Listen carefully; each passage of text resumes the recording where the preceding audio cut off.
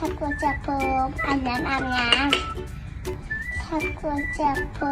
มอันนั้นอาบน้โมเมนต์แม่ชมเล่นกับน้องเกลน่ารักมากๆเลยล่ะค่ะทุกคนค่ะอย่างที่ทุกคนรู้นะตอนนี้ดาราสาวของเรานะคะไปเที่ยวต่างประเทศค่ะทุกคนค่ะก็ยกขบวนกันไปทั้งครอบครัวเลยล่ะค่ะ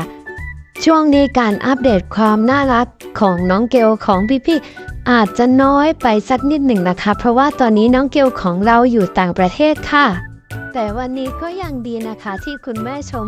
มีการมาอัปเดตความน่ารักของน้องเกลบ้างค่ะเป็นโมเมนต์เอนฟาเกลนะคะซึ่งน้องเกลของเราใช้เวลาเล่นอยู่กับคุณแม่ชมเรียกว่าน่ารักมากๆเลยนะคะทุกคนค่ะก็พอให้พี่ๆ FC ได้รับชมความน่ารักและก็พอหายคิดถึงกันไปบ้างถ้ากลัวจะโปมอันนั้นอาบน้ำค่ะคุณแม่นอนเยอะเสร็จแล้วค่ะล่างค่ะอ้าวเหรอคะแม่นอนชั้นบนไม่ได้หรอเดี๋ยวชั้นบนไปให้น้องเกลน้องเกลจะนอนชั้นบนคนเดียวเหรอคะใช่ค่ะนอนชั้นบนเองได้ค่ะนอนติดกับลูกเลย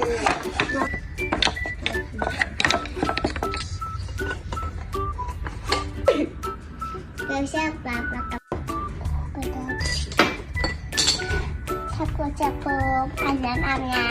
ำค่ะคุณแม่นอนเยอะเสร็จแล้วค่ะได้อัปเดตโมเมนต์น่า